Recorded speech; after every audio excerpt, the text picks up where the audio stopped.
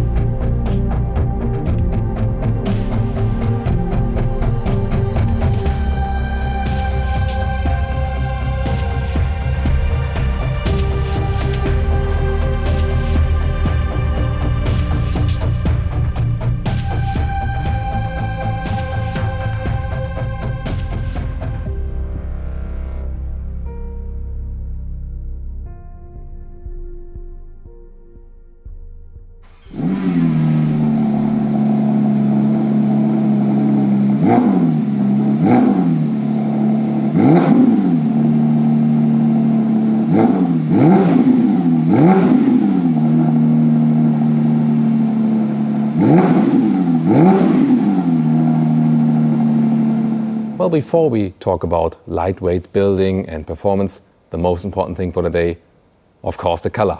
It's called Shark Blue and definitely would be my pick. Of course, there are other colors available, but this one really strong and really screams out racing. Then a special front hood here, also with some aerodynamic openings for the airflow. And this is also from CFRP. That's quite rare, definitely, and very thin that it even complies with pedestrian safety. Because this is still street legal. So the car that comes closer to the racetrack but is still street legal. Then LED is standard, also with the 4-dot design for the daytime running lights. The length of the new 911 generation is 4 meters 52, 14 foot 8 or 178 inches. Also counts here for the GT3, maybe a little bit longer because of the overhangs. But what's more important here, mixed wheels, so 20-inch in the front, 21-inch in the rear, the maximum that is possible for this vehicle. Optionally, you can also get the carbon ceramic brakes. You can also see them right here. And in this case, usually they come standard with yellow brake calipers, but here also in black, because that fits, that's just more fitting to the overall styling combination. Here also really cool, these wheels are also with the blue contrast fitting to the exterior color. That's just awesome. Big side spoiler here as well, and of course the known shoulders here. Everything is wrapped tightly. That's the design scheme of the 911, and you got weight savings if you compare, for example, to other powerful 911 versions of at least or a little bit more than 200 kilograms or more than 400 pounds. And with the sport exhaust, for example, that is lighter. The hood talked about, a lot of carbon fiber use, even where you can't see it. And also the windows here, they are really slim and also lightweight. So they saved some kilos here, some there, and it all adds up. And there's also one reason why this car is the fastest 911 on the racetrack from works, although it's not the quickest one in the acceleration. And another technology highlight, in this case not exclusive to the GT3, in general worth to mention it. We have the rear axis steering as standard equipment, and it goes 2 degrees in the opposite side then, or opposite direction of the front wheels for even more agility, especially at lower speeds. Well, to the rear of the vehicle, the light strip here goes all around from left to right. That's a really impressive feature. And look, the small, not only design elements, but everything on this vehicle really has a function, what you see. And of course, the huge rear wing. You can also adjust it yourself manually, just with household, tools and so on. So it's not too complicated. And in the lower part, then this special sports exhaust, lightweight as well, and also with this massive diffuser start. So yeah, the most impressive rear we have seen in this 992 generation of the 911. And as for the power figures, so this one here with the 4-liter naturally aspirated 6-cylinder, 510 horsepower, naturally aspirated. Yeah, it has less performance than the turbo models, definitely, but Wraith enthusiasts just want this linear feeling. Also, of course, a different exhaust note. So this had to be then still the naturally aspirated engine. All fans wanted to have that. And the acceleration figure is 3.4 seconds to 100 kilometers or 62 miles an hour. And top speed is 320 kilometers an hour or 200 miles per hour. Yeah, where can you reach that? For example, on the Nürburgring Nordschleife or at least close to that. And the lap time, actually, official lap time is less than 7 minutes. And this is, of course, super impressive and super rare for a naturally aspirated engine.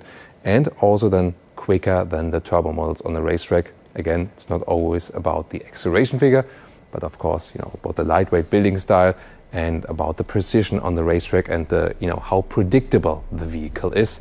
And this is definitely the most predictable ones then, as for the double wishbone setup and so on. So race drivers would always go for this one.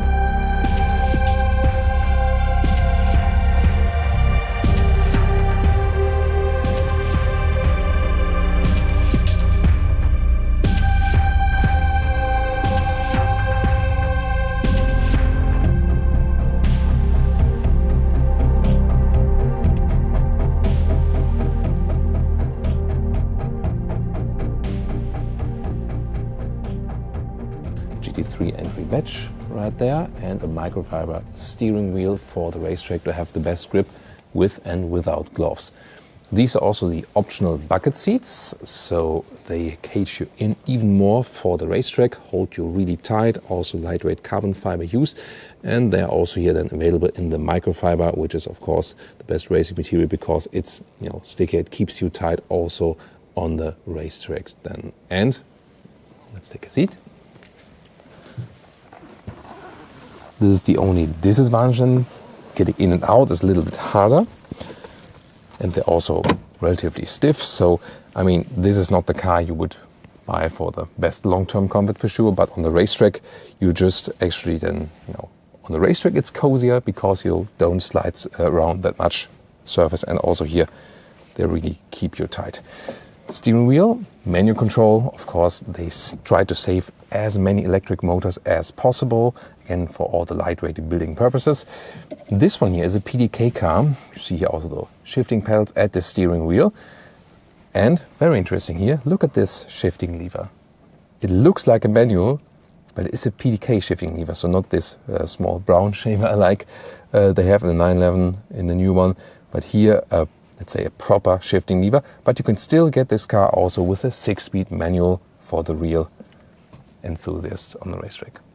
2x7 inch left and right for the screens, and the middle part then the analog RPM meter.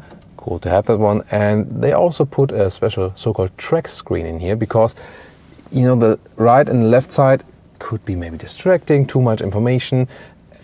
Also with the GPS, or for example here you see the steering wheel blocks a part of it, and so they came up with a so-called track screen.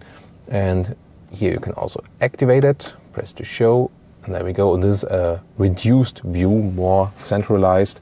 The right part is then left out, and you have just the racing information here with temperature and the pressure and so on, and everything more focused than on the central part. And 10.9 inch here for the central infotainment screen. That's the same here also for the 911 GT3. The menu structure is actually quite easy, also with a nice visualization here for the GPS map. And phone either via Bluetooth or Apple CarPlay. Android Auto is not available for the Porsches, but the Apple CarPlay will do the job. And here if you have the drive modes, you can select it here, but there are also some hotkeys. For example, you can select the steering wheel, and then you can also see that they change right here. And exhaust note, you can also activate that. And then you also have some hotkeys in the lower area where you can, for example, change the stiffness right here. So climate unit, you can control it here for the air distribution. There you do have to do that. And that the temperature is controlled in the lower part, or AC on and off. So overall you can live with that system. They went for the very same one from a normal 911, so you have the modern infotainment system also for the race vehicle. And what will also be exclusive here for the GT3 is some kind of a shifting indicator. So left and right, you cannot see it at the moment. Left and right from the RPM meter, there will be like LEDs, let's say, rising to the top and indicating when to shift. And when it's the moment to shift, there will be like a flash. so you don't even have to look at it. Just look ahead on the racetrack, and you will notice a flash, and this will then be a signal when you have to shift. By the way, the chronometer here, sports chrono pack, is in this case then with a titanium housing. And now to our conclusion for today with the new Porsche 911 GT3. Well, I mean, it's really screaming out sportiness, especially in this shark blue color. That's also the one, of course, I would really go for, especially with these fitting wheels.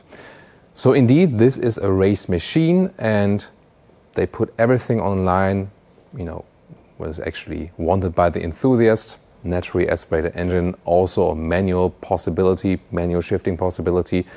Exterior-wise, definitely, yeah, the sportiest 911 out there, and also driving-wise, you know, definitely also faster than a 911 Turbo S on the racetrack, although it is actually less quick in the acceleration, but it's not everything on the racetrack, of course. The interior then also possible here with the bucket seats, with the microfiber surface, also ready to race next to the steering wheel. So everything also driver focused, no compromise.